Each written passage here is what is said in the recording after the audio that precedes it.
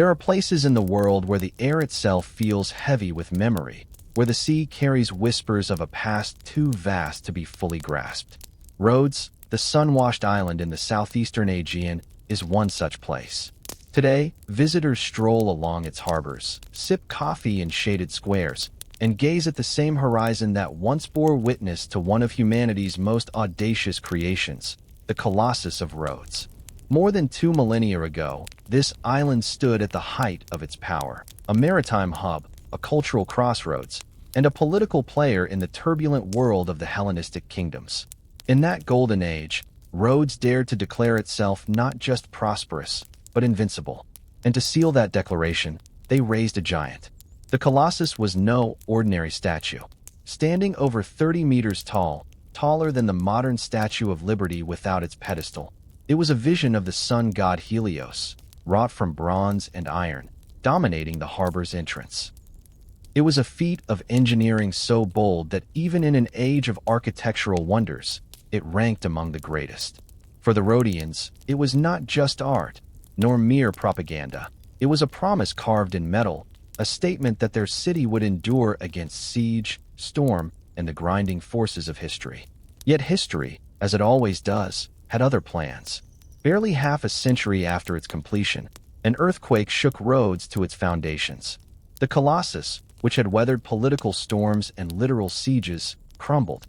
Ancient accounts tell us the giant lay where it fell for centuries, its fractured limbs still awe-inspiring to travelers who came to marvel at the ruin.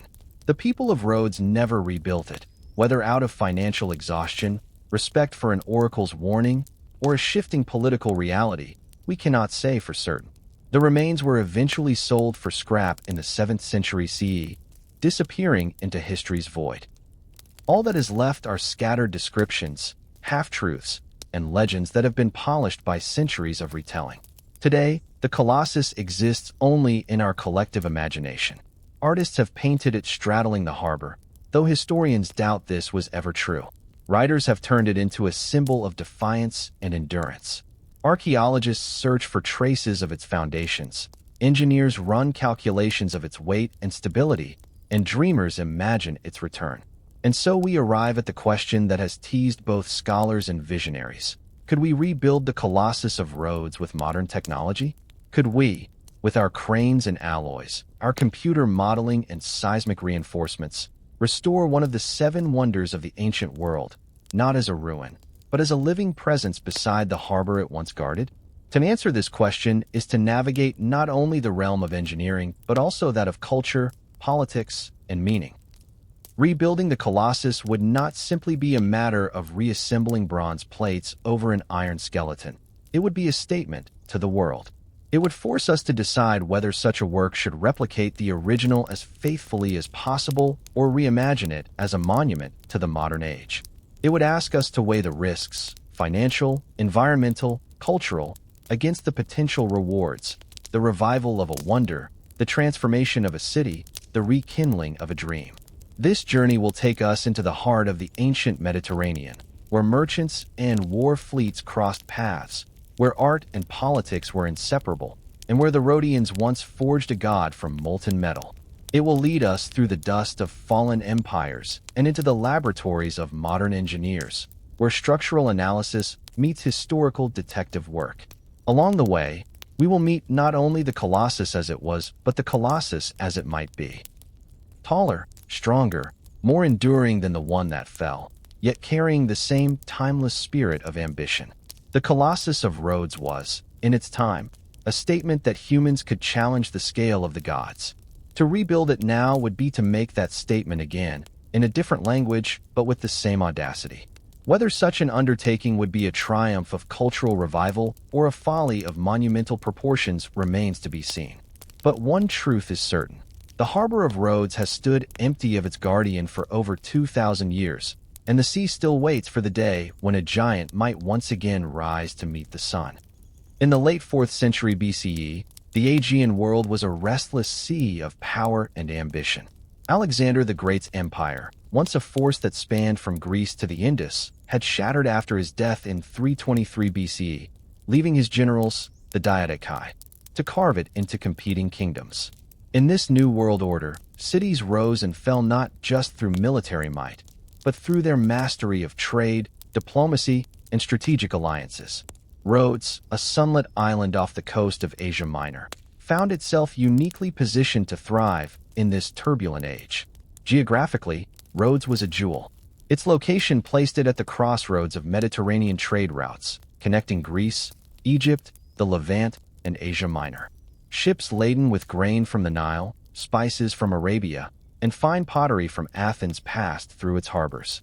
But Rhodes was more than a mere port. It was a city-state with a proud naval tradition, a skilled merchant class, and a political system that valued both autonomy and alliance. The city's prosperity was built on its ability to navigate the shifting currents of geopolitics as deftly as its sailors navigated the open sea. By the time the Colossus was conceived, Rhodes had already proven itself militarily. In 305 BCE, the island faced one of its greatest challenges when Demetrius I of Macedon, known as Poliorcetes, the besieger, laid siege to the city with an army and a fleet. The siege was not just a test of strength, but of endurance. Demetrius brought with him some of the most advanced siege engines of the era, including the famed Helepolis, a massive siege tower bristling with catapults. For a year, the Rhodians resisted, using their own engineering ingenuity to repel the invaders. Eventually, diplomacy and shifting alliances forced Demetrius to withdraw, leaving behind much of his war equipment. It was from the spoils of this failed siege that the idea for the Colossus took root. According to ancient sources, the Rhodians sold the abandoned siege engines for a staggering sum and decided to use the money to erect a monument worthy of their victory and their patron deity, Helios. This was no mere act of commemoration. It was a declaration of identity. For the Rhodians, Helios was not only the god of the sun, but also a protector and symbol of their independence. By raising his image to the scale of a god among men, they were sending a message to the Hellenistic world. Rhodes was not to be trifled with. The decision to build such a statue must be understood in the broader cultural context of the Hellenistic age. This was a period marked by monumentalism. Across the Mediterranean and Near East, rulers and cities competed in building projects that were as much about prestige as function. The Lighthouse of Alexandria rose to guide ships into the Nile Delta.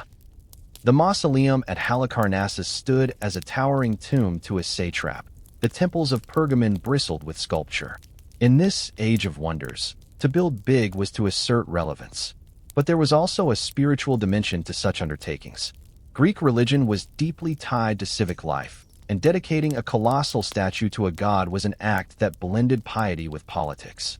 For the Rhodians, Helios' blessing was intertwined with their maritime fortune.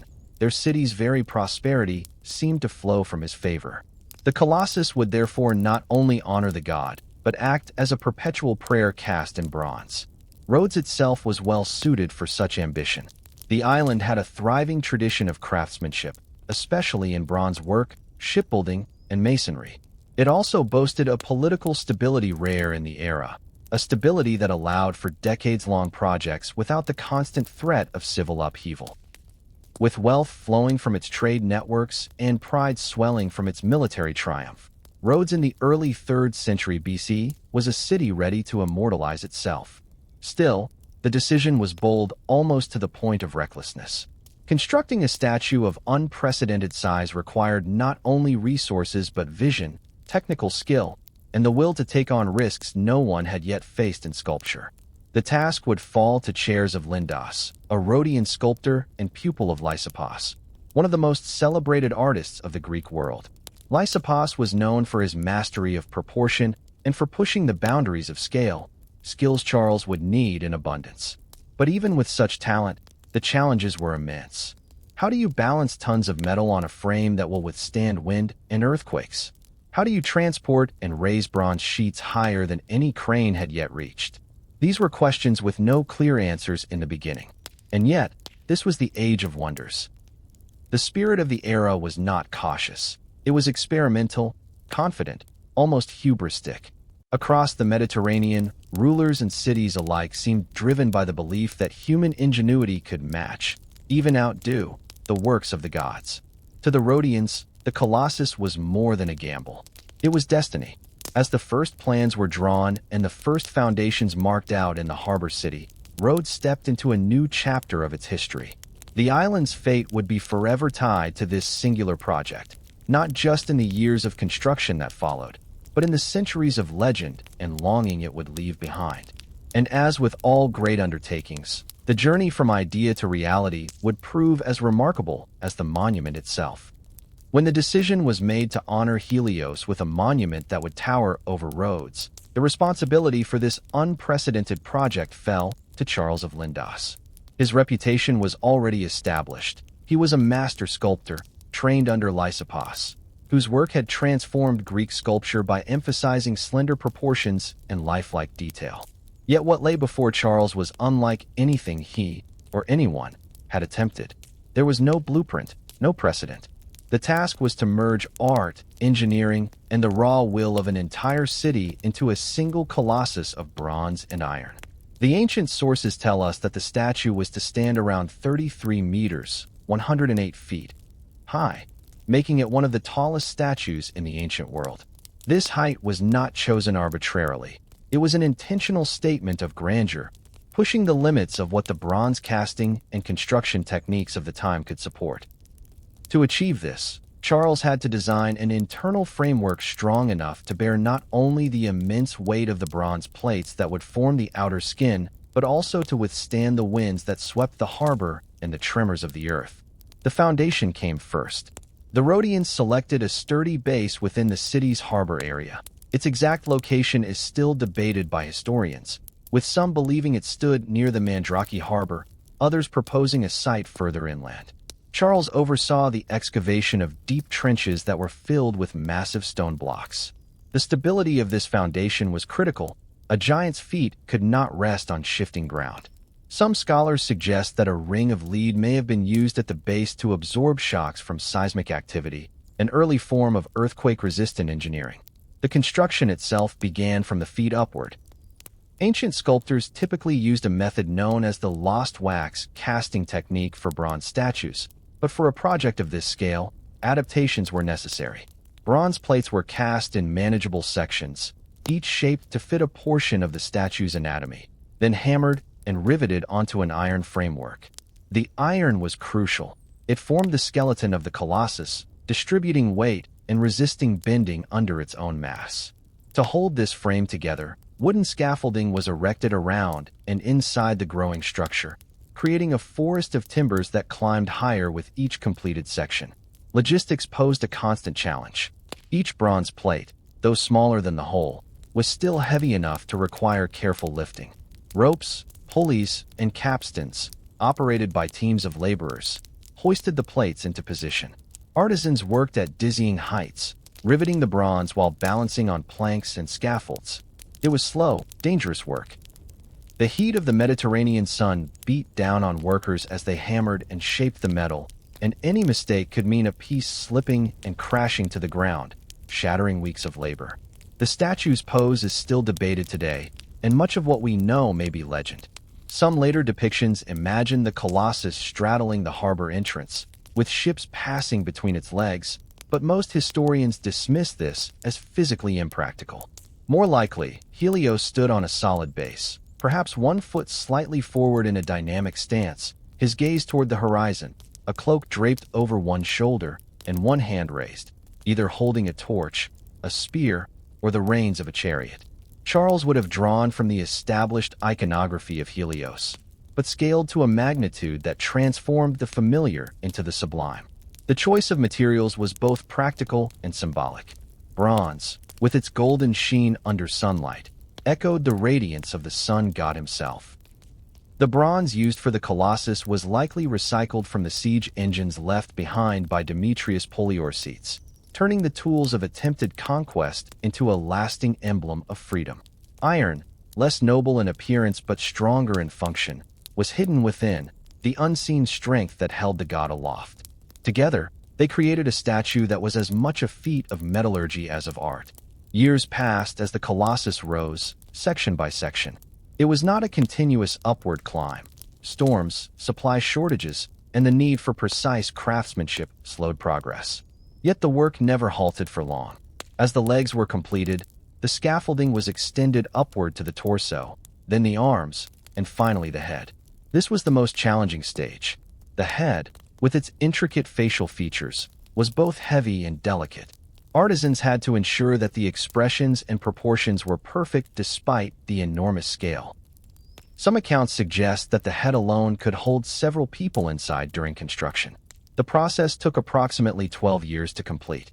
By the time the last bronze plate was riveted into place and the scaffolding came down, Rhodes had a new guardian. Helios towered above the harbor, catching the first light of dawn each morning. His bronze skin glowed in the sun, his form visible from miles out at sea, a beacon not of navigation, but of pride. The Colossus was not merely a statue. It was an announcement to every sailor, merchant, and rival power that Rhodes stood under divine protection. In its completion, the Colossus embodied the spirit of the Hellenistic age, bold, ambitious, and unafraid to test the limits of human capability. For Charles, it was the crowning achievement of a career, though legend has it he never lived to see its unveiling, dying before the final stage of work. Whether or not this detail is true, this information has not been verified. The legacy of his vision endured far beyond his lifetime. The birth of the Colossus was a fusion of art and technology, religion and politics, ambition and resilience. It was a wonder not only of size, but of meaning, a reminder that even in an age without cranes, steel, or modern engineering software, human determination could raise a god from the earth. But as history would soon prove, even the mightiest creations are not immune to the forces of nature. From the moment the last scaffolding was taken down and the bronze face of Helios looked out over the waters, the Colossus of Rhodes became more than just an engineering feat. It was a living symbol, one whose meaning was layered in politics, religion, and identity. For the Rhodians, it was the embodiment of everything they had endured and everything they aspired to be, a beacon to their allies, a warning to their enemies, and a prayer cast into metal for the favor of the gods. In the Hellenistic world, symbols mattered as much as armies. This was a time when city-states competed for influence not only through military might, but through the grandeur of their public works. Monumental art had the power to project authority across seas, to announce to every traveler and trader who passed through a harbor that here was a people of means, unity, and vision. The Colossus did this with unmatched eloquence.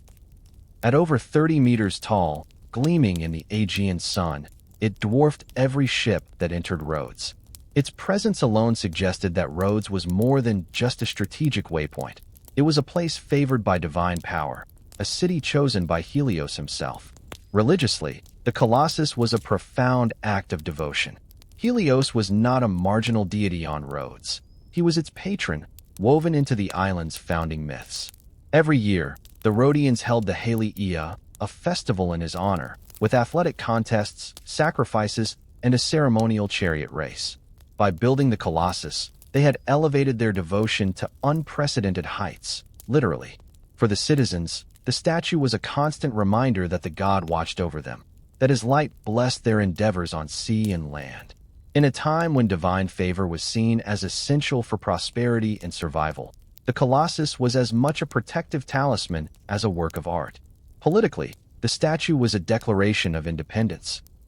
The bronze that formed its body had once been part of the siege engines of Demetrius Poliorcetes, the warlord who had tried, and failed, to conquer the island. To cast those remnants into the image of their god was an act of transformation. The tools of oppression turned into an enduring proclamation of freedom. Every rival power that saw it would know that Rhodes had faced the greatest military machines of the age and not only survived but thrived. The Colossus also communicated Rhodes' role as a cultural and economic hub. The island's wealth came from its mastery of maritime trade, and the statue reinforced its image as a safe, well-guarded harbor where commerce could flourish. Sailors and merchants who saw Helios towering over the city might be reassured that they were entering a place protected by both divine and human vigilance. Over time, the Colossus became part of Rhodes' identity in the minds of visitors, an image that persisted long after the statue itself was gone. For the Rhodians themselves, the Colossus was not just an object to look at, but a source of civic pride. It was a shared achievement, funded by the spoils of victory, but built by the hands of local craftsmen and laborers. Everyone in the city had a stake in it, if not in the physical construction, then in its meaning. It was a visual shorthand for the unity that had allowed them to withstand the siege and for the prosperity they hoped would last for generations.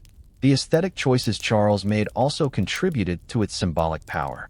The scale alone conveyed majesty, but so did the composition. Though the precise pose is lost to history, it likely drew from established iconography that depicted Helios as youthful, strong, and radiant. If he held a torch or spear aloft, it would have suggested vigilance and readiness. If his gaze was fixed outward over the sea, it was as if he were surveying the world beyond Rhodes, a guardian scanning for threats or opportunities. Every curve of muscle, every fold of the bronze cloak, was calculated to present not just a god, but the idealized image of Rhodes itself, resilient, powerful, and shining with purpose. The Colossus symbolism was reinforced by its inclusion among the 7 wonders of the ancient world. Though the list was a later creation, the fact that ancient writers placed it alongside the pyramids of Egypt, the Hanging Gardens of Babylon, and the Lighthouse of Alexandria speaks to the awe it inspired. Wonders were not merely architectural marvels. They were markers of human achievement, stories told to inspire and instruct. In that sense, the Colossus was as much a narrative as it was an object, a story cast in bronze about what a city could become when it united under a common purpose. But symbols, however powerful, are also vulnerable.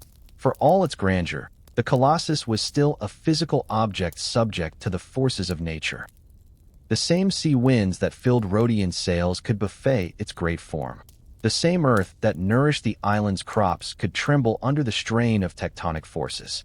The Rhodians may have seen the Colossus as eternal, but history would soon remind them, and us, that even the mightiest works of human hands are impermanent.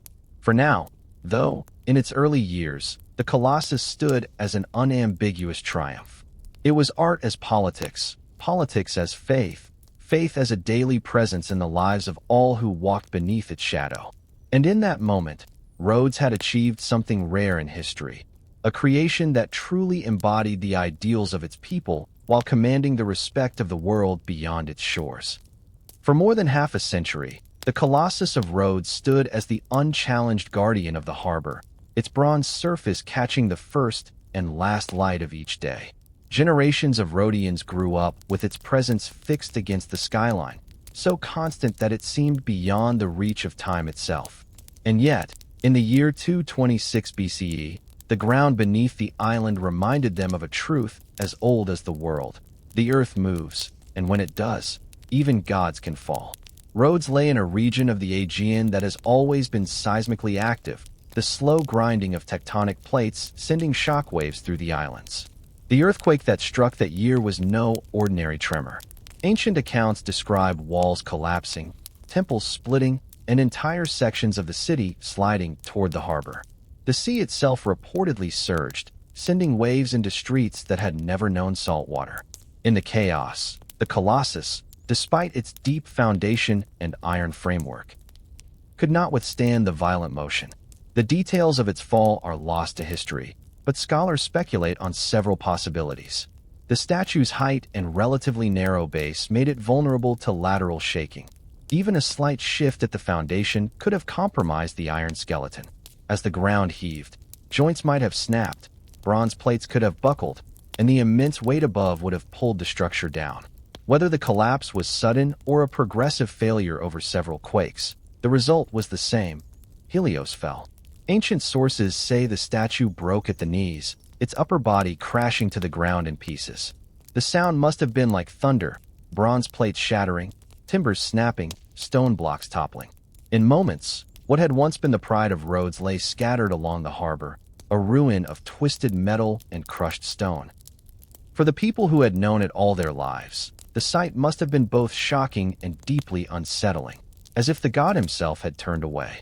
In the aftermath, the city faced not only the physical destruction of buildings and infrastructure, but also the psychological blow of losing its most potent symbol.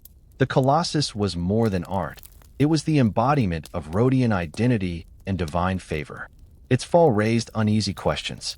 Had Helios abandoned them? Was the earthquake a punishment, or simply the indifference of nature? Offers to rebuild the Colossus came quickly, most notably from Ptolemy III of Egypt, a powerful ally who saw the opportunity to restore the wonder. Yet the Rhodians declined. According to later historians, the Delphic oracle advised against rebuilding, warning that the destruction was the will of the gods. Whether this was a sincere religious conviction or a political decision cloaked in divine authority, the result was the same. The Colossus would not rise again. Instead, the remains were left where they fell. For centuries, travelers and merchants arriving at Rhodes could see the broken form of Helios lying along the shore.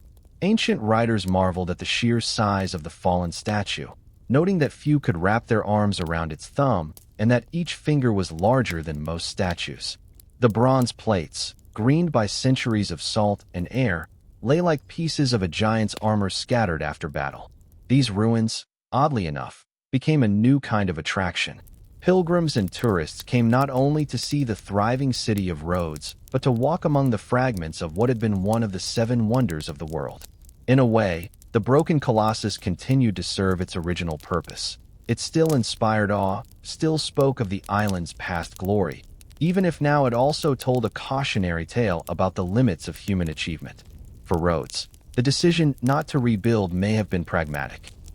The cost of construction had been enormous, even in the flush years after the siege.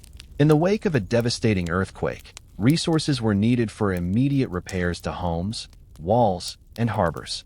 Accepting Ptolemy's help might have meant political obligations the Rhodians were unwilling to take on. And perhaps, too, there was a recognition that the first Colossus was unique, born of a particular moment in history that could not be recreated.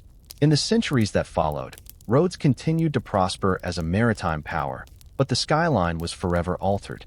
Without the towering figure of Helios, the city relied on its bustling ports, its skilled sailors, and its strategic alliances to project its strength.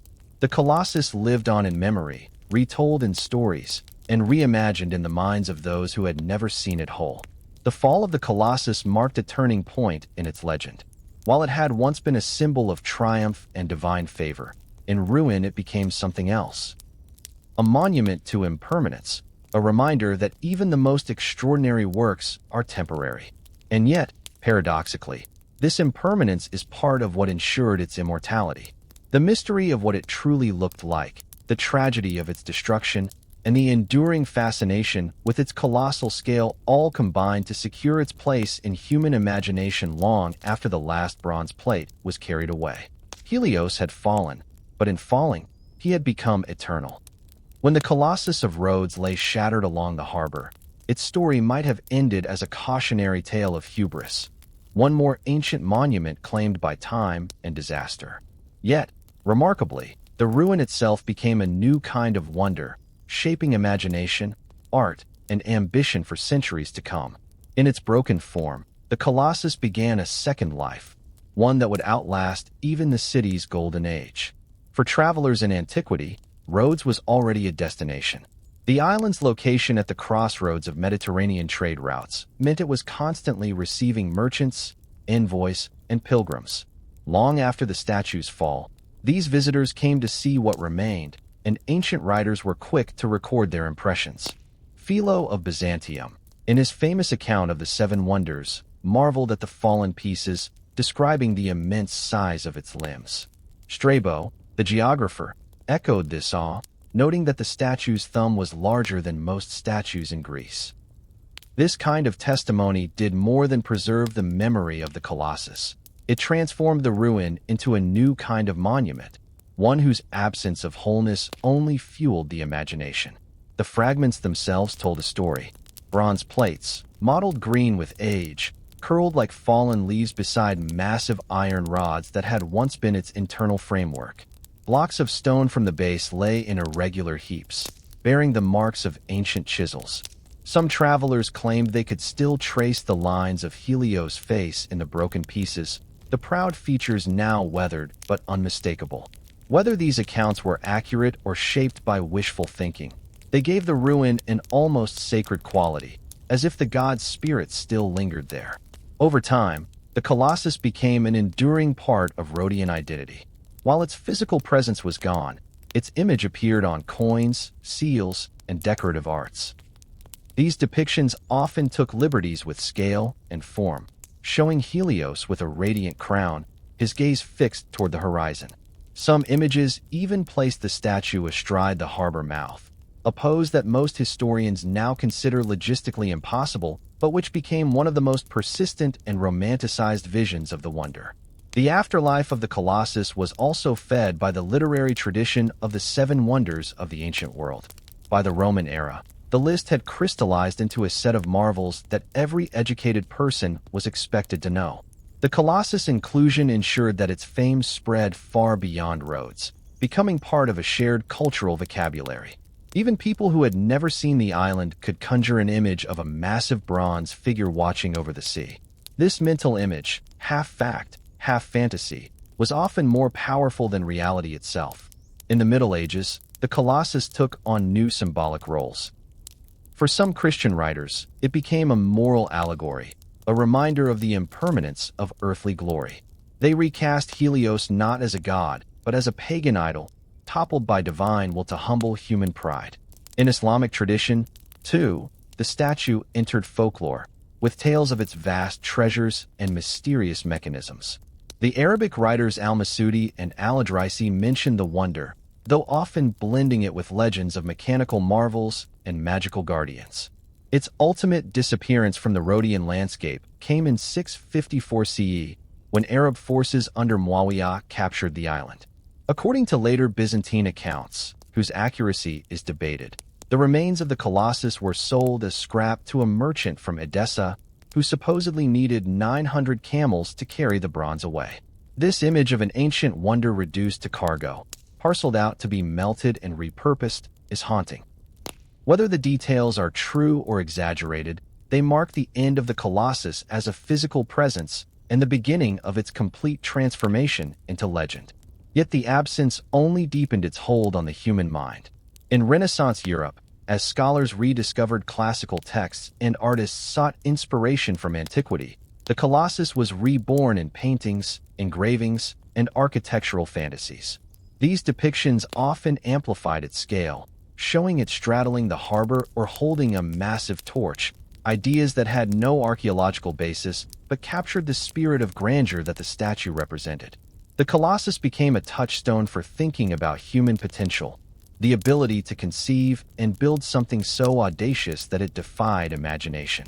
In modern times, the idea of rebuilding the Colossus has surfaced repeatedly. Proposals in the 20th and 21st centuries have ranged from faithful reconstructions to futuristic reinterpretations, some envisioning the figure as a multi-use cultural center or a beacon for global peace. Each proposal has sparked debate about the purpose of such a project. Should it honor the original in form and function, or should it serve as a contemporary statement inspired by the past? What is clear is that the Colossus never truly vanished. It migrated from stone and bronze into memory and myth, sustained by centuries of storytelling, art, and longing. Even in absence, it shaped the identity of Rhodes, influenced global culture, and stood as a metaphor for human ambition. The lost wonder was never entirely lost. It simply changed its form, becoming a giant in the imagination rather than the skyline. The afterlife of the Colossus is, in some ways, more enduring than its original life. In its fall, it ceased to be just a Rhodian monument and became a shared human inheritance. Its broken limbs lay scattered on one island, but its image stretched across continents and centuries, reminding each generation that greatness leaves traces long after the stones have fallen and the bronze has corroded. The Colossus of Rhodes is gone, no foundation to walk upon, no surviving fragments to run a hand across. But modern scholarship has learned to work with absence. Today, archaeologists, engineers, and historians do not accept that the loss of the physical statue must mean the loss of understanding. Instead, they apply the tools of science, the discipline of historical method, and the creativity of engineering imagination to recover what can be known and to envision what might still be possible.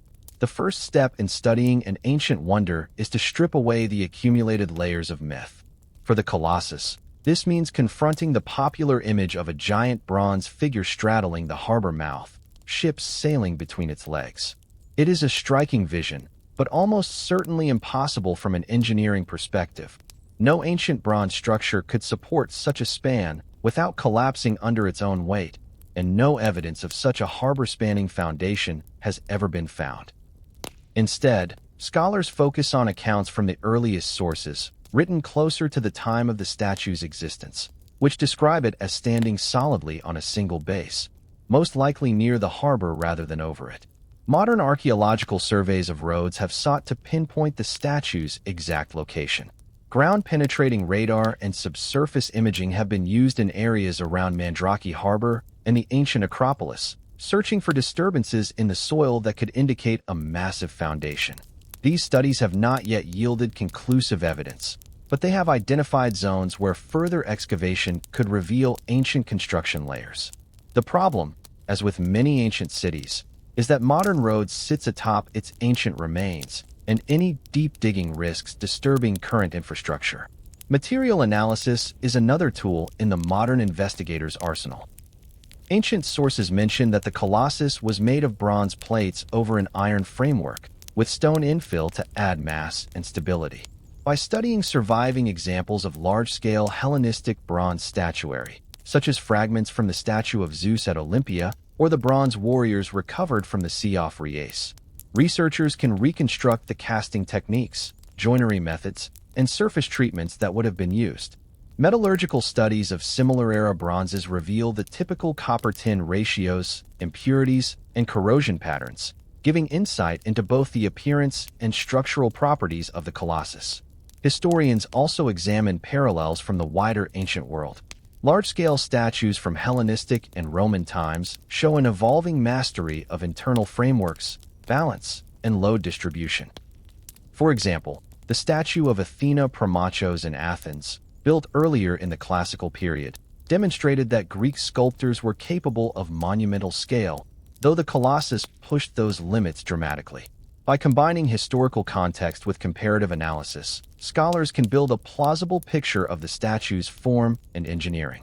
In the modern era, digital technology has become one of the most powerful tools for reconstructing lost wonders. 3D modeling allows researchers to test different hypotheses about the Colossus' height, stance, and proportions. Computer simulations can account for structural stresses, wind load, and seismic resilience, providing insight into how the original might have been designed and where its weaknesses lay. These same tools are invaluable for anyone contemplating a modern reconstruction, as they allow engineers to model the effects of materials like steel, titanium, or carbon fiber on stability and durability. The interdisciplinary nature of the Colossus study means that historians must work alongside structural engineers, metallurgists, architects, and even seismologists. For example, understanding the earthquake that toppled the statue involves analyzing geological data from the Eastern Aegean and modeling the likely ground acceleration during the 226 BC quake. This in turn helps explain why the Colossus collapsed the way it did, and what a modern version would need to survive in the same environment. Beyond the purely technical, there is also the matter of interpreting the cultural and symbolic aspects of the Colossus. Modern scholarship places the statue in the broader context of Hellenistic monumental art, which often served political as well as religious purposes. The Colossus was not simply a devotional image of Helios. It was a statement of Rhodian resilience after surviving a siege, a public declaration of the city's wealth, skill, and divine favor. For a modern reconstruction to be meaningful, it would need to speak to contemporary values while acknowledging the original's role in its own time. Museums and exhibitions have played a role in keeping the Colossus in public consciousness. Full-scale replicas have never been built, but smaller-scale models, some historically grounded, others based on popular myth, are displayed in collections around the world. These exhibitions often combine archaeological evidence with interactive digital reconstructions, allowing visitors to walk around a virtual Colossus or view it as it might have appeared against the Rhodian skyline. Perhaps the most intriguing aspect of modern study is how it shifts the question from what did it look like to what could it look like again. As techniques for building tall, seismically resistant structures have advanced, the theoretical obstacles to reconstructing the Colossus have diminished. The debate now centers less on feasibility and more on intent. Should a rebuilt Colossus be an exact replica of the original, as far as we can determine? Or should it be a reimagining, informed by modern art, technology, and global cultural values? In this way, modern eyes on the Colossus are not merely looking backward, they are also looking forward, into a space where the past and future might meet in bronze and steel above the Aegean. The science that once revealed its secrets now whispers a tantalizing promise. What was lost might yet rise again, not as a relic of a vanished age, but as a living monument to the enduring human desire to build something that will outlast us. The idea of reconstructing the Colossus of Rhodes with modern technology is not just an exercise in archaeology. It is an engineering challenge of the highest order. It requires reimagining a monument that once stood as one of the tallest statues of the ancient world, translating its symbolic grandeur into a design that meets the rigorous safety, durability, and environmental demands of the 21st century. The question is no longer whether we could rebuild the Colossus, but how we would do it. To start, the original Colossus is thought to have stood around 33 meters, 108 feet, high, roughly the height of the modern Statue of Liberty's pedestal without her torch. For its time, this was an extraordinary feat, but today, engineering can produce structures many times taller. If modern architects chose to replicate the original scale exactly, the project would be relatively straightforward by current standards. However, most contemporary proposals envision something far grander. Up to 150 meters in height, which would make the new Colossus not just a nod to the past, but a commanding presence on the global stage. Such scale demands modern materials. Ancient Rhodians used a bronze skin supported by an iron frame, with stone infill to give mass and stability. In today's construction, a steel or titanium skeleton would replace the iron, offering far greater strength and resilience to seismic forces. For the exterior, bronze remains an appealing choice for its historical authenticity and weathering qualities. It develops a green patina over time that would echo the ancient statue's aged surface. However, bronze is expensive and heavy, so some designs opt for a composite cladding with a bronze finish to achieve the same appearance without the weight. One of the greatest challenges in reconstructing the Colossus is Rhodes' seismic activity. The earthquake that destroyed the original in 226 BCE is a reminder that the island sits in a tectonically active zone. Modern engineering would require a deep, reinforced foundation, likely sunk into bedrock, to prevent the toppling forces that doomed its predecessor. Base isolation systems, which allow a structure to move independently from the ground during a quake, could be incorporated to absorb seismic shocks. This technology has been used in skyscrapers and critical facilities worldwide, but scaling it to a massive freestanding statue would require precision engineering. Wind is another factor. A statue of such height and slender form would need to be aerodynamically stable to resist the fierce gusts of the Aegean. Wind tunnel testing, already standard for tall buildings and bridges, would be essential to refine the pose, mass distribution, and surface texture to reduce turbulence and oscillation. Computer simulations could predict stress points and suggest reinforcements before a single beam is fabricated. Construction logistics present their own hurdles. Building a structure of this magnitude on a small island poses transportation challenges for materials and equipment. Modular construction, fabricating sections of the statue on the mainland and transporting them by sea, might offer an efficient solution. These sections could then be assembled on-site using high-capacity cranes, similar to the methods employed in building offshore oil platforms. The question of design fidelity looms large. Archaeological evidence for the original's exact appearance is incomplete, leaving room for interpretation. Should the new Colossus be a faithful reconstruction based on scholarly consensus, or a bold reinterpretation that reflects modern artistic vision?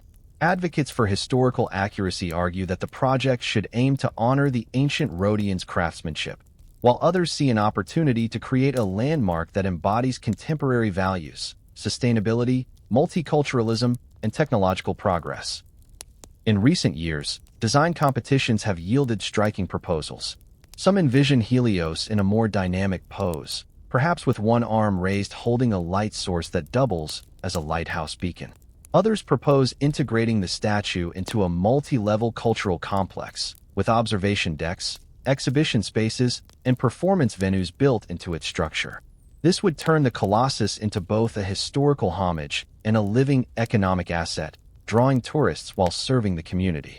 Lighting and energy use offer another chance to merge ancient inspiration with modern innovation. A solar-powered lighting system could illuminate the Colossus at night, symbolically linking it to Helios, the sun god. Advances in LED technology and renewable energy generation could make the monument not only self-sufficient but a net contributor to the island's energy grid. Transparent photovoltaic panels could be incorporated subtly into the statue's surfaces, making the monument a functioning solar plant as well as a work of art. Cost estimates for such an undertaking vary widely, from tens of millions to over $1 billion depending on size, materials, and amenities. Funding models might combine public investment, international cultural grants, and private sponsorship. The return on investment would not be purely financial. Rebuilding the Colossus could elevate Rhodes' global profile, boost tourism, and serve as a symbol of cultural revival. Finally, there is the question of permanence. Ancient builders knew that earthquakes and war could topple even the most impressive monuments. Modern engineers have the tools to create something that could last for centuries, but they must also consider adaptability.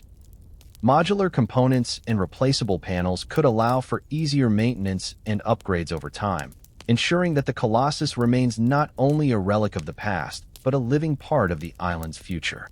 In the end, the engineering of a new Colossus would be less about overcoming technical limitations.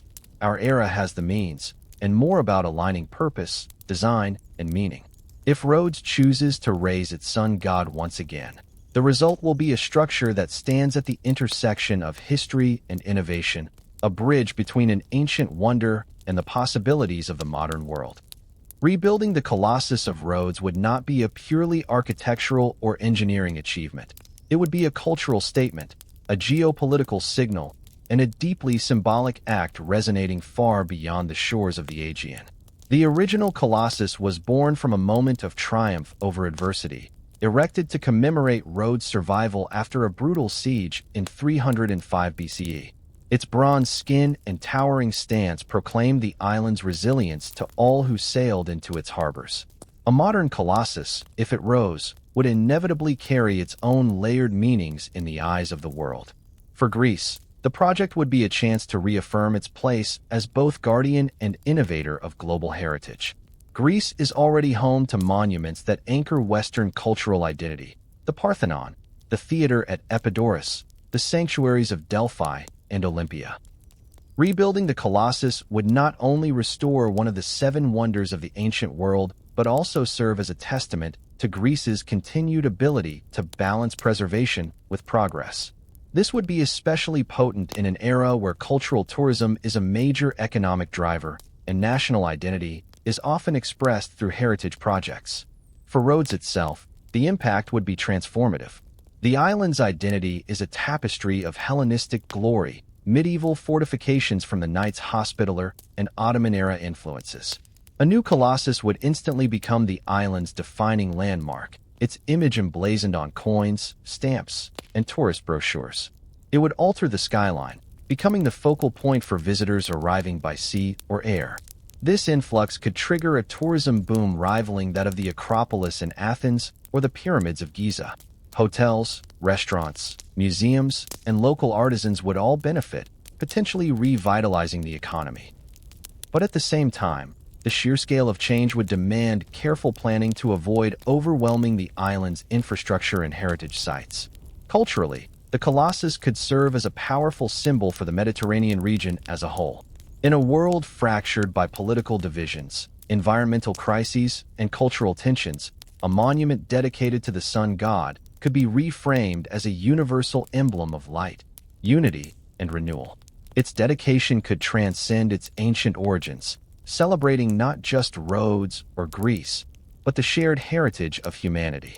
This is a vision that appeals to UNESCO and other cultural organizations, which could lend legitimacy and funding if the project is framed as a global cultural endeavor. Yet the very visibility of such a project means it would be caught in the cross-currents of politics. Funding alone could become a point of contention, whether it comes primarily from the Greek government, private investors, or international backers. Involving foreign donors could invite political strings, with some states seeing the Colossus as an opportunity for soft power influence. In the Mediterranean, where maritime boundaries, resource rights, and historical narratives are often disputed, even a monument intended as a beacon of unity could be perceived as a strategic statement. The Colossus' symbolic role could also extend into global politics. Imagine its unveiling broadcast live to millions around the world, a dazzling spectacle of light and engineering, accompanied by speeches from global leaders. Such an event would inevitably be interpreted through the lens of international relations. Some might see it as a celebration of peace and cultural achievement. Others might read it as a statement of Greece's cultural primacy in the Eastern Mediterranean, or as a reminder of Europe's long-standing historical narratives. Domestically, the Colossus could become a touchstone in debates over cultural identity. In an increasingly globalized Greece, where economic migration, EU integration, and generational shifts are reshaping the social fabric, a monument of such scale could be embraced by some as a unifying emblem, while others might critique it as an expensive vanity project. Environmental advocates could challenge the carbon footprint of construction or the potential strain on local resources from increased tourism. Balancing these perspectives would require a careful narrative that frames the Colossus not only as a nod to the past, but as a forward-looking project grounded in sustainability, inclusivity, and shared benefit. The artistic interpretation of the Colossus could also influence its reception. A purely historical reconstruction might resonate with traditionalists and historians, but risk feeling outdated to younger audiences. Conversely, a bold reimagining, perhaps incorporating contemporary sculpture, interactive technology, or even augmented reality experiences, could capture the global imagination but draw criticism from purists. Here lies one of the most delicate political questions. Who gets to decide what the new Colossus looks like? The answer would need to balance scholarly authority, public opinion, and the input of contemporary artists. Beyond politics and tourism, the Colossus could play a role in cultural diplomacy.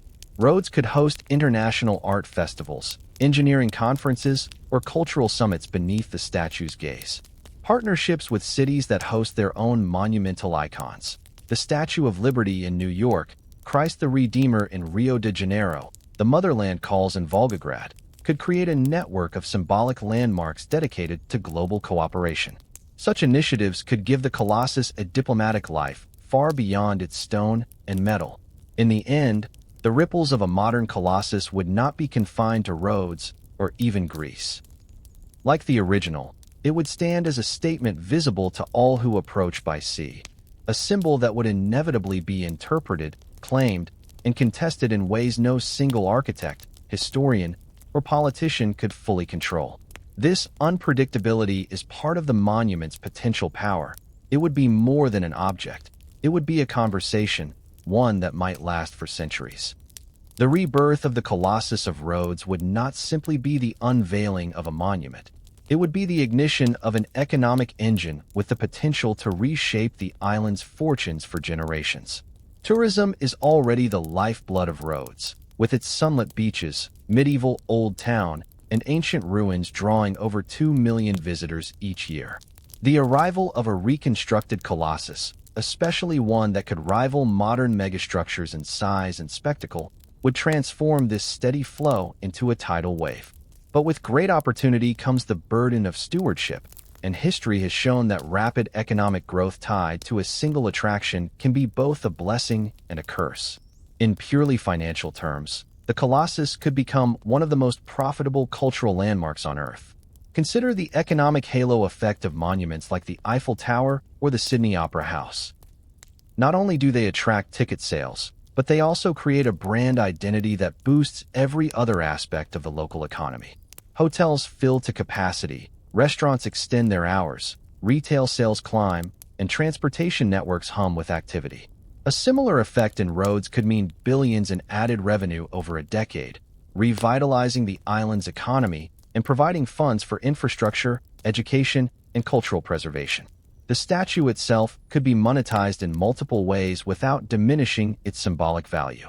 An internal elevator system leading to observation decks in the statue's shoulders or head could offer panoramic views of the Aegean, each ticket contributing to a maintenance and heritage fund.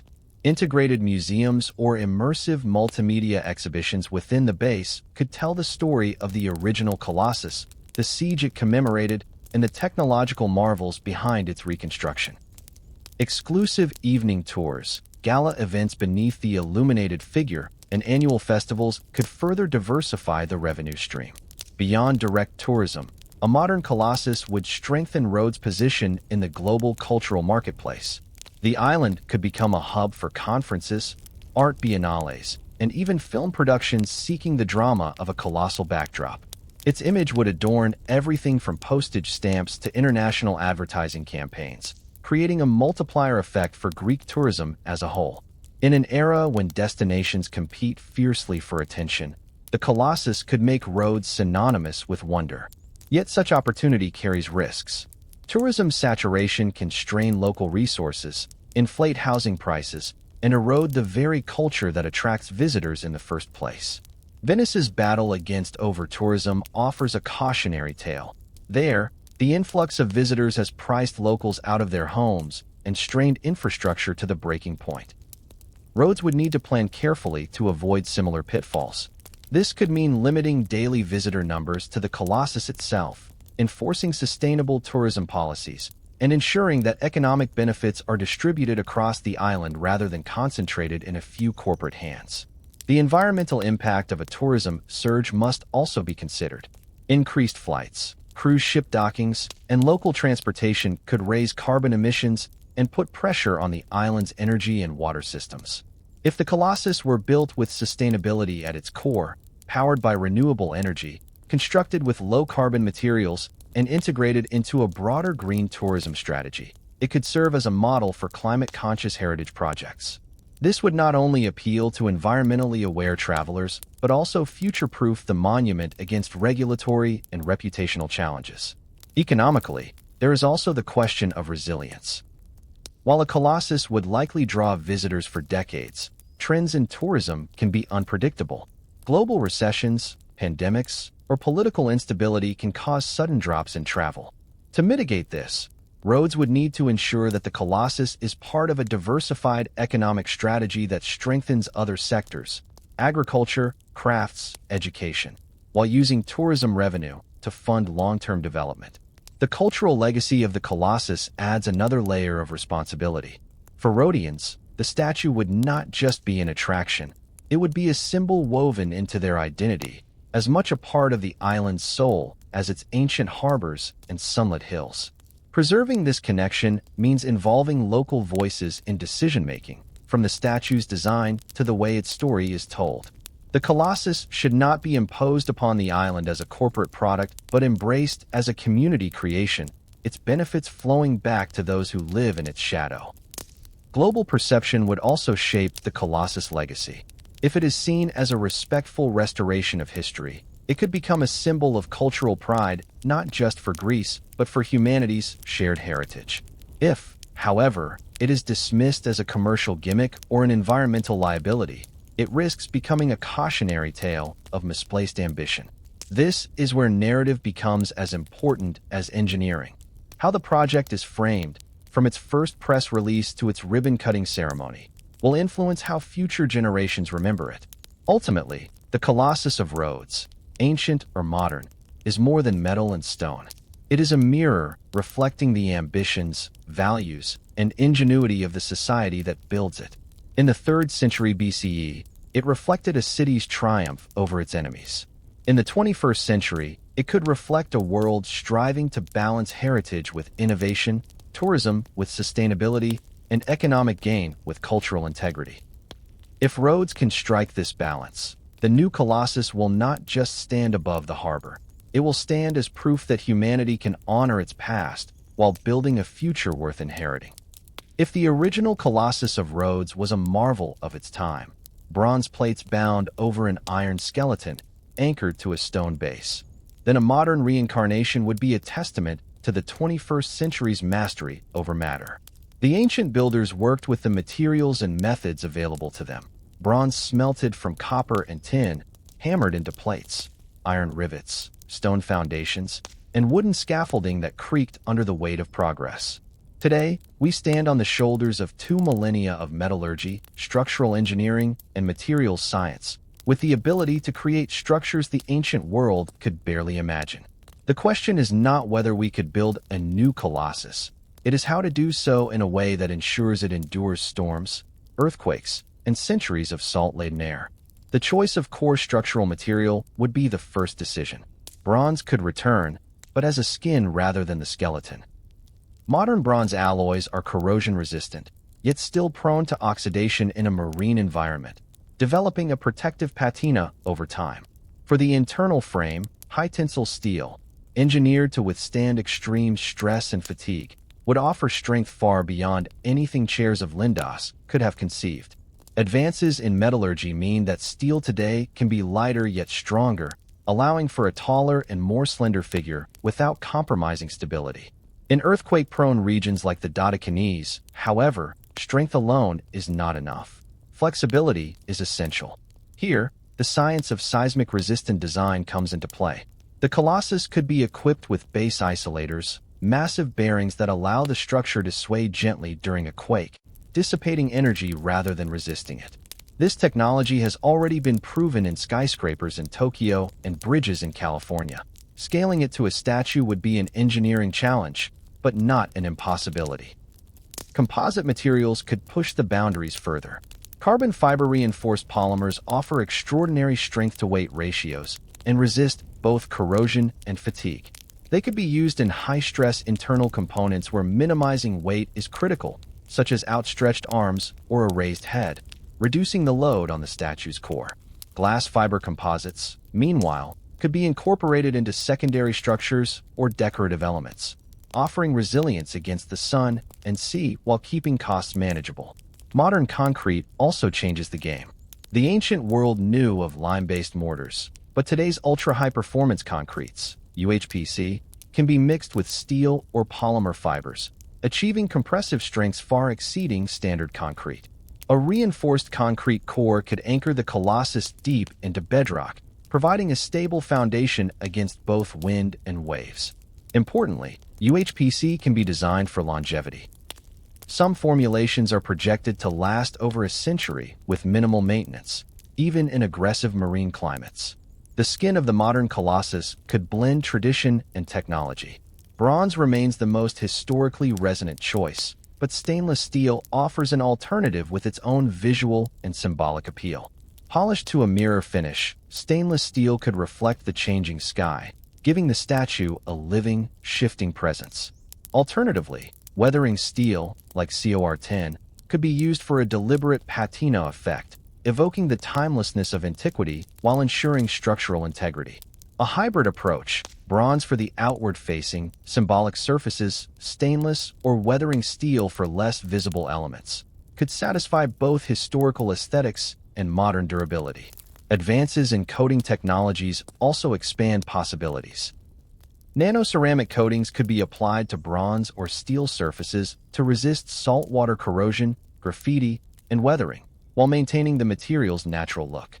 Such treatments would dramatically reduce the maintenance burden, keeping the Colossus gleaming or patinated, if preferred, for decades at a time without costly restorations. Sustainability is another driving force in material choice. The Colossus could be a beacon not only of cultural heritage but of environmental responsibility. Recycled metals could form a significant portion of its skin and frame, reducing the carbon footprint of construction. Even the original Colossus was said to have been made partly from bronze weapons taken from defeated invaders, a poetic precedent for transforming instruments of war into symbols of unity. Solar panels could be integrated subtly into the statue's base or even into parts of the figure itself, powering interior lighting and museum spaces. Low-impact paints, sealants, and adhesives could ensure that the construction process aligns with modern green building standards. One of the most intriguing possibilities lies in additive manufacturing, 3D printing at architectural scales. While printing the entire Colossus is beyond current capabilities, certain components, especially intricate decorative elements or internal supports, could be fabricated layer by layer with metal powders or polymers.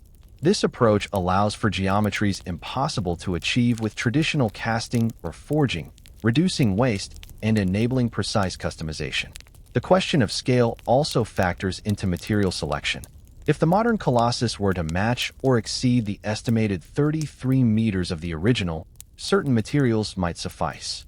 But if the ambition were to create something twice that height, a true rival to contemporary megastructures, then lightweight composites and advanced alloys would become essential to manage both weight and wind resistance. Computational fluid dynamics simulations could model wind flow around the statue, guiding the choice of materials and internal bracing to ensure stability during Aegean storms. Lighting adds a final technological layer. The ancient Colossus likely stood unlit, a silhouette against the dawn. Today's version could be illuminated by programmable LED arrays, capable of subtle golden glows or dazzling light shows for festivals. Fiber optic strands embedded in the surface could make the statue shimmer at night, while remaining nearly invisible during the day. These systems could be powered entirely by renewable energy, integrating sustainability with spectacle. Ultimately, the materials of the future offer more than longevity and resilience. They offer storytelling potential. A Colossus built from recycled metals could speak to transformation and rebirth. One incorporating solar panels could symbolize harmony between humanity and nature. A hybrid of ancient bronze and cutting-edge composites could embody the dialogue between past and present. And in every rivet, weld, and plate, the builders would leave a message that human ingenuity, like the sun the Colossus once honored, can rise again after even the longest night. The dream of rebuilding the Colossus of Rhodes is one thing. The act of transforming that dream into steel, bronze, and bedrock is another entirely. It is a process that would demand the same qualities that define the ancient wonder: ambition, ingenuity, and a willingness to challenge the limits of what is technically feasible. In the 3rd century BCE, Chairs of Lindos orchestrated an achievement that left the ancient world awestruck. Today, his spiritual successors would face a challenge no less daunting, though they would have tools and knowledge unimaginable to their predecessors. The first, and perhaps most critical step, is site selection. Historical debate has swirled for centuries over where the original Colossus actually stood, whether straddling the harbor, standing beside it, or located farther inland. Modern engineering imposes stricter criteria. The statue must be anchored to a site with bedrock capable of supporting thousands of tons, free from excessive tidal erosion, and with enough space to accommodate the logistics of construction and crowds of visitors.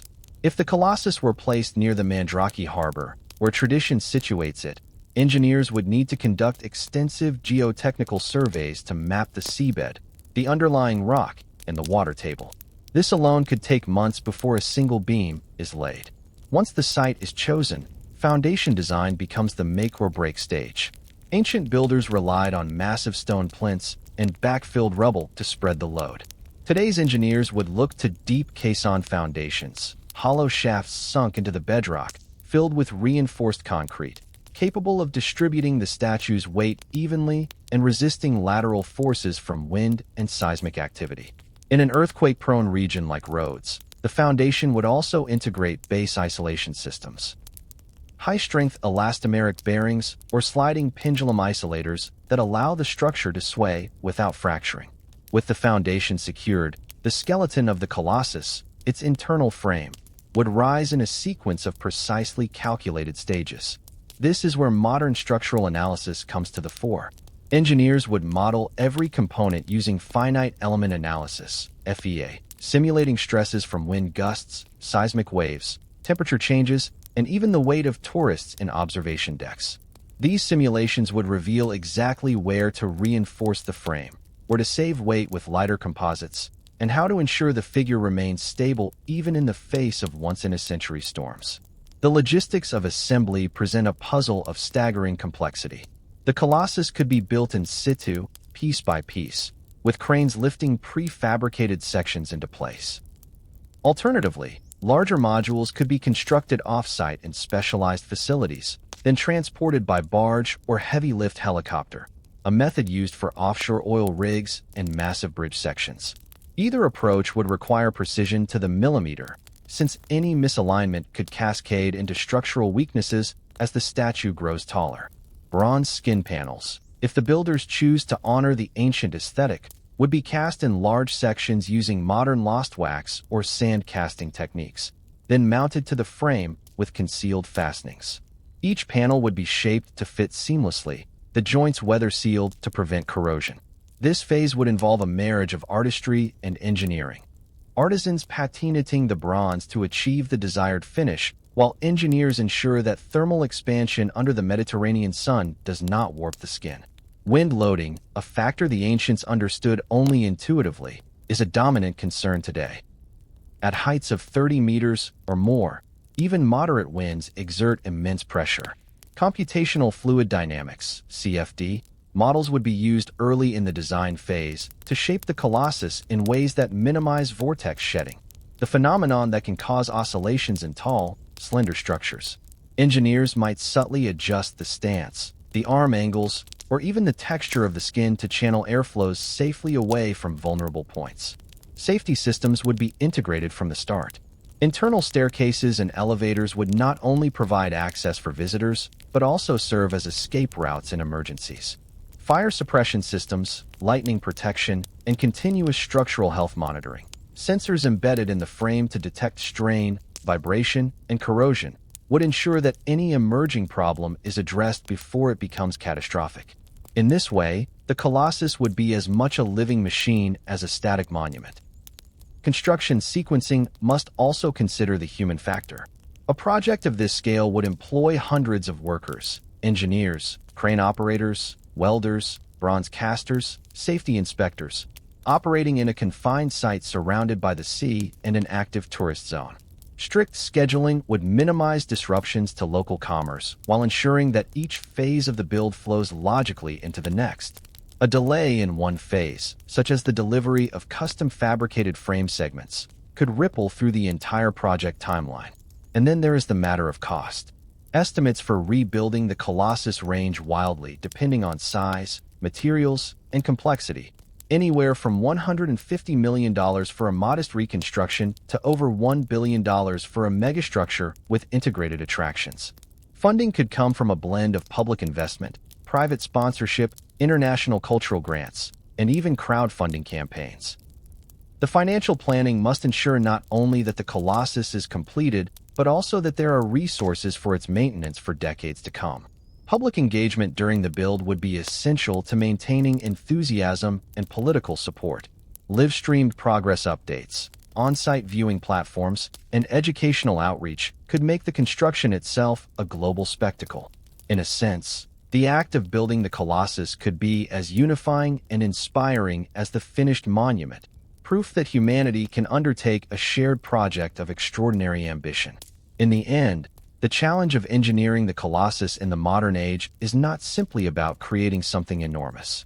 It is about creating something that embodies strength, resilience, and vision while functioning within the physical, environmental, and cultural realities of the present.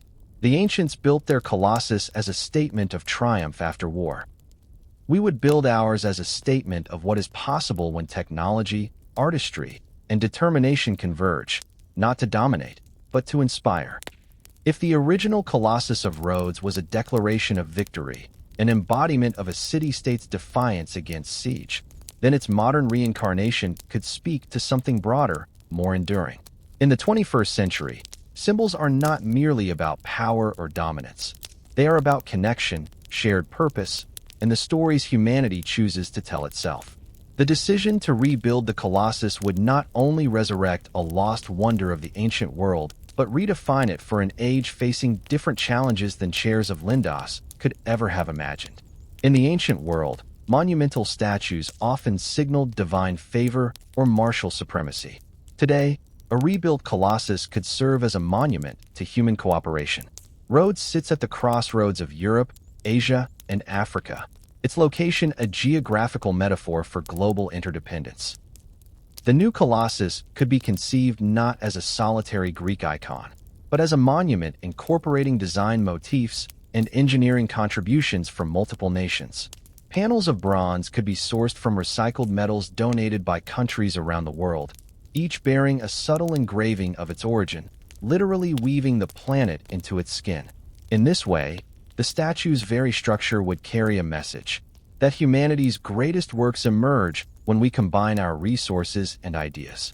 It could stand as a physical representation of peaceful collaboration, the antithesis of the warfare that toppled the first Colossus.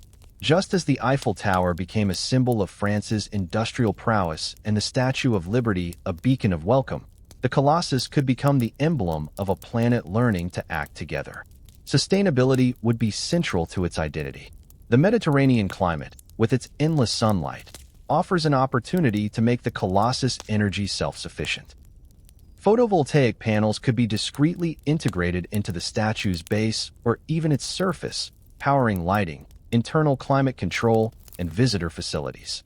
Any excess energy could feed into Rhodes' grid, allowing the monument to give back to its host city. Rainwater harvesting systems built into the structure could irrigate nearby public gardens, making the Colossus not only a cultural landmark but a contributor to local ecology. The statue's illumination could be programmed to shift with the seasons or to commemorate global events. Imagine its bronze skin glowing soft blue on World Oceans Day, or blazing gold to mark the solstice, echoing the sun god Helios whom the original honored. At night, patterns of light could ripple across its surface, simulating the waves of the Aegean below or the constellations above. In this way, the Colossus would remain dynamic, alive, and relevant, its meaning renewed continually through the choices of those who tend it. Inside, the Colossus could house more than observation decks. The hollow spaces within its frame could host exhibits on the history of Rhodes, the original Colossus, ancient Greek culture, and modern sustainable engineering. Interactive displays could connect visitors to other UNESCO World Heritage sites, creating a network of global cultural exchange. School children could stand in its heart and touch a screen that links them to classrooms across the world, reminding them that they are part of a shared human story. Cultural symbolism could extend beyond the statue itself. The plaza around the Colossus could be designed as a global forum, with amphitheater-style seating for performances, speeches, and international gatherings. The statue's shadow could sweep across engraved timelines set into the ground, marking key moments in both ancient and modern history. Surrounding gardens could feature plants from each Mediterranean region, reinforcing Rhodes' role as a meeting point of cultures and climates. For the people of Rhodes, the Colossus could be more than a tourist attraction. It could be a source of local pride and economic revitalization. Training programs could prepare residents for roles in its construction, maintenance, and operation, ensuring that the project benefits the community as much as it honors the past. The statue's image could grace local crafts, literature, and art, seeding a new wave of cultural expression. The economic benefits from tourism could fund preservation of Rhodes' other treasures, the medieval Old Town, the Acropolis of Lindos, and the island's archaeological sites, creating a virtuous cycle of heritage care. On the global stage, the Colossus could act as a convening point for conversations about climate change, cultural preservation, and technological ethics. International summits could be held in its shadow, leveraging the monument's symbolism to inspire action. Just as ancient Rhodes leveraged its harbor to control trade, modern Rhodes could use its new icon to influence the flow of ideas. The risk, of course, is that such a project could fall into the trap of being purely ornamental, grand in scale but hollow in purpose. To avoid this, the Colossus must embody the values it claims to represent. That means committing to sustainable materials, fair labor practices, and genuine cross-cultural participation from the outset. The narrative around its construction must be as transparent as the Aegean waters, so that the monument is not seen as an empty gesture but as a living pledge to the ideals it stands for. The original Colossus was said to shine in the morning light, greeting sailors from across the known world. Its modern counterpart could greet not just ships but minds, reminding visitors that human civilization is at its best when it builds bridges, not walls. Standing on the same island that once linked empires, the 21st century Colossus could be a sentinel of shared destiny, its gaze turned outward toward a horizon we all must navigate together. In this reimagining, the Colossus would no longer be the symbol of a single city-state's triumph over its enemies. It would be the symbol of a planet's commitment to itself, a promise in bronze, steel, and light that we can rise together, as surely as the sun rises each morning over the Aegean. A modern Colossus would not simply be a static monument. It would be an engine of cultural and economic transformation.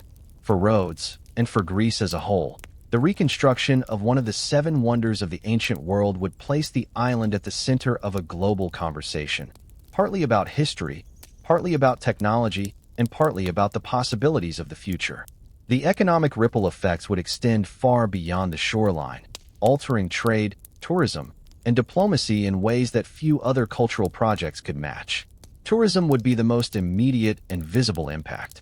Rhodes already draws hundreds of thousands of visitors each year for its medieval old town, sun-drenched beaches, and archaeological sites. The addition of a rebuilt Colossus would elevate the island to the status of a must-visit destination alongside the pyramids of Giza, the Eiffel Tower, and the Taj Mahal. The sheer uniqueness of seeing a wonder lost for over 2 millennia restored to life would create a global surge in interest. Airlines might add direct routes to Rhodes. Cruise lines would adjust itineraries to dock in Mandrake Harbor, and hotels would expand to meet the influx. Economic modeling suggests that a major cultural landmark can increase regional tourism by 20% or more, and in Rhodes' case, this could mean hundreds of millions of euros in additional annual revenue. The trickle-down benefits would touch nearly every sector: restaurants, ferry services, artisan workshops, tour operators, and even local agriculture supplying food for visitors. The Colossus could be surrounded by a cultural complex hosting festivals, concerts, and exhibitions, further increasing the length of tourist stays and encouraging repeat visits. Cultural diplomacy would follow closely behind. In a time when nations often compete for symbolic soft power, hosting a reconstructed wonder of the ancient world would give Greece a platform for projecting influence far beyond its borders. Rhodes could become the site of international cultural summits, heritage conservation conferences, and world art fairs. The Colossus itself could be branded as a neutral ground for dialogue between nations, reinforcing its symbolic role as a monument to cooperation rather than conquest. The statue could also act as a powerful educational tool. Partnerships with UNESCO, the European Union, and universities worldwide could create programs allowing students and scholars to study its design, construction, and symbolic significance. Courses could merge archaeology, engineering, art history, and sustainable design, making Rhodes a hub for interdisciplinary learning.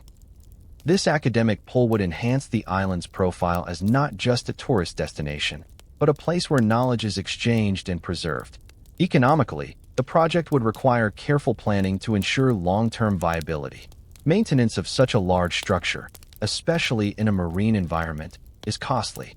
Salt air accelerates corrosion, and constant visitor traffic means that both the interior and exterior must be inspected and repaired regularly. If the Colossus is to remain an asset rather than become a liability, a portion of its revenue must be allocated to a dedicated preservation fund.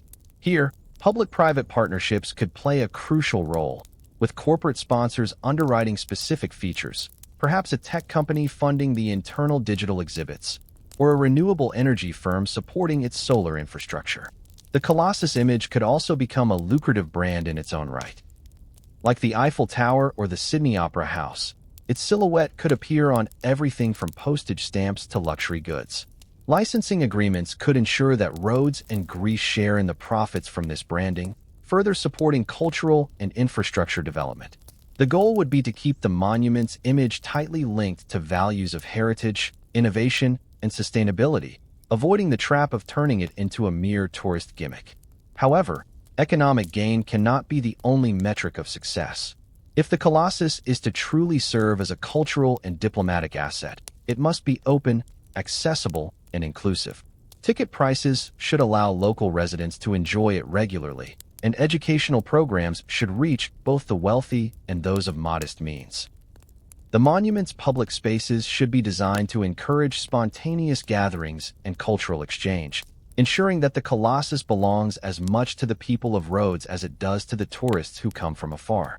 On the diplomatic front, the Colossus could host international art commissions, with rotating installations from different countries displayed in its base or surrounding plaza.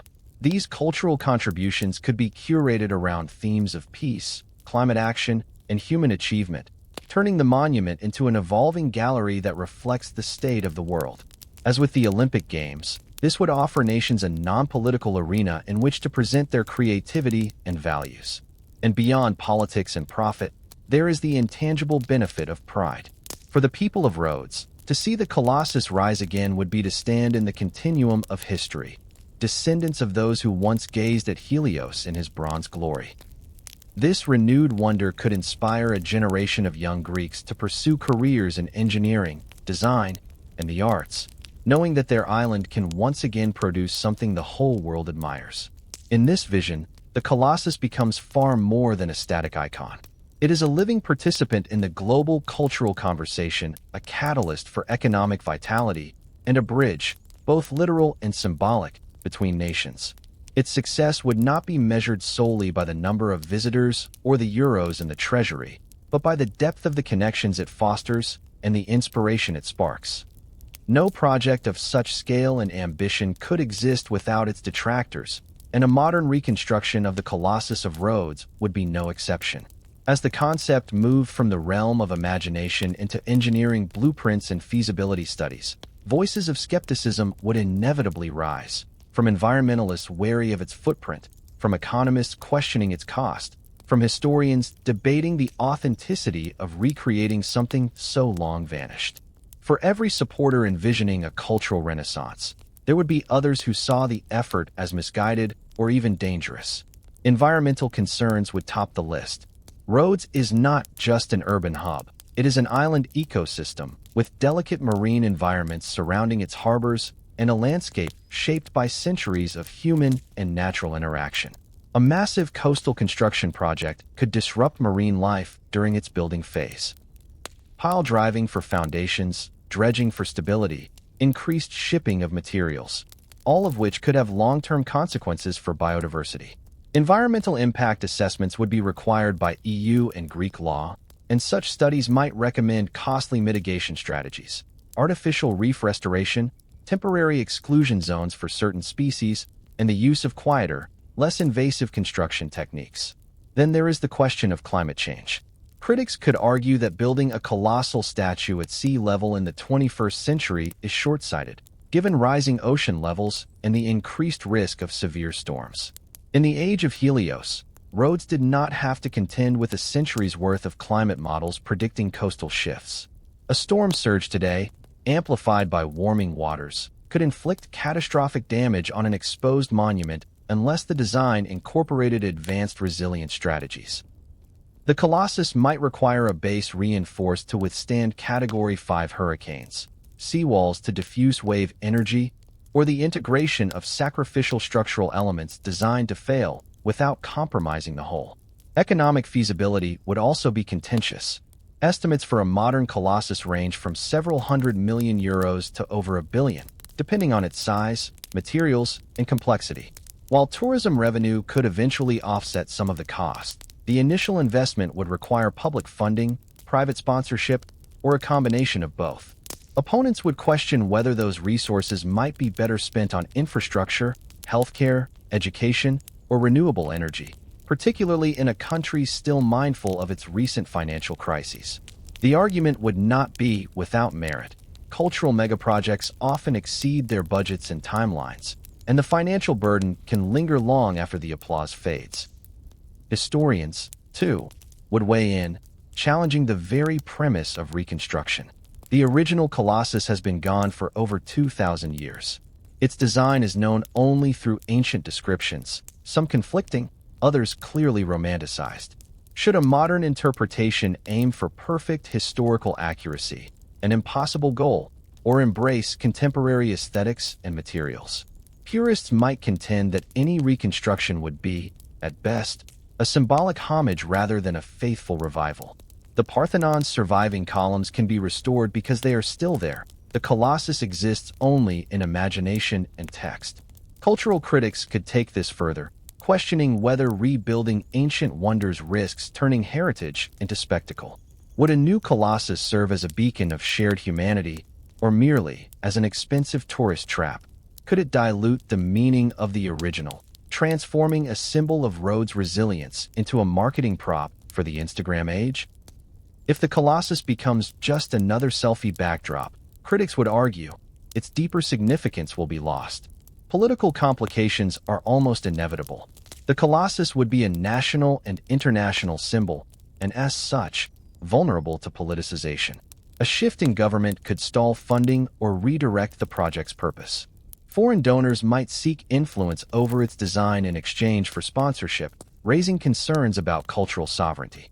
In extreme cases, geopolitical tensions could even make the colossus a target, physically or symbolically, in disputes that have nothing to do with Rhodes itself.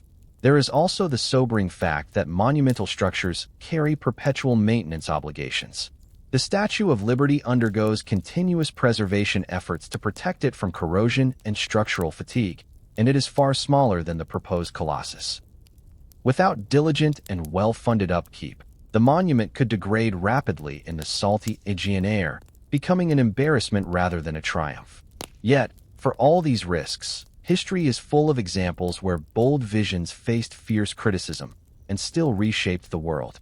The Eiffel Tower was mocked as a monstrous addition to Paris. The Sydney Opera House went over budget by more than 1,000% and endured years of political controversy before becoming an Australian icon. Even the original Colossus itself, by some accounts, was seen as an audacious gamble for a small island city-state. Supporters of the modern Colossus would counter that every major human achievement is a balance of risk and reward, and that the very discussion of its merits is proof of its potential impact. A project that sparks debate on sustainability, cultural authenticity, and economic vision is already performing a valuable role in civic life. The real question, then, is not whether the risks exist. They always will, but whether the project can address them in ways that strengthen rather than weaken its purpose. A transparent funding model could blunt economic concerns. Advanced coastal engineering could answer environmental and climate threats. A design process involving historians, archaeologists, artists, and engineers from around the world could preserve cultural authenticity while embracing modern creativity. In the end, the Colossus would succeed or fail not in the shipyards or foundries where it is forged, but in the minds of the people it seeks to inspire. If it rises as an empty shell, critics will be proven right. But if it stands as a living testament to cooperation, innovation, and the enduring human drive to build something greater than ourselves, then the risks will not have been in vain. Every era has its monument, the structure or symbol that encapsulates its ambitions, fears, and ideals. For the Mycenaeans, it was their fortified citadels. For the Romans, their aqueducts and amphitheaters. For the Renaissance, soaring cathedrals that seemed to defy gravity. In our own time, what would such a monument be? Would it be something entirely digital, existing only in pixels and code? Or could it still be something forged from stone and steel, standing against wind and sea? The Colossus of Rhodes, if rebuilt, might be our answer. The act of rebuilding would not simply be a nod to the past. It would be a declaration about the present. In an age that moves at the speed of data, where most of what we create exists in fleeting screens, choosing to construct a physical wonder is a conscious return to permanence. It says we believe in leaving behind something tangible, something future generations can walk beneath and touch. The Colossus could be a symbol of human continuity.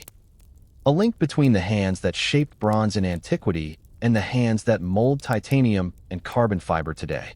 But daring to build would mean daring to imagine not only the monument itself, but the meaning it must carry. The original Colossus was born from triumph, Rhodes' victory over Demetrius Poliorcetes, and it stood as a statement of defiance and unity. A modern Colossus could not simply be a monument to military success. The values of our time demand something broader, something inclusive. It could stand for global cooperation, for the shared stewardship of the planet, for the merging of cultural heritage with scientific progress. Such symbolism would not emerge automatically. It would have to be deliberately woven into every phase of the project. From the selection of materials to the energy sources powering its lights, from the transparency of its funding to the accessibility of its design, the Colossus would have to be a living embodiment of the ideals it claims to represent.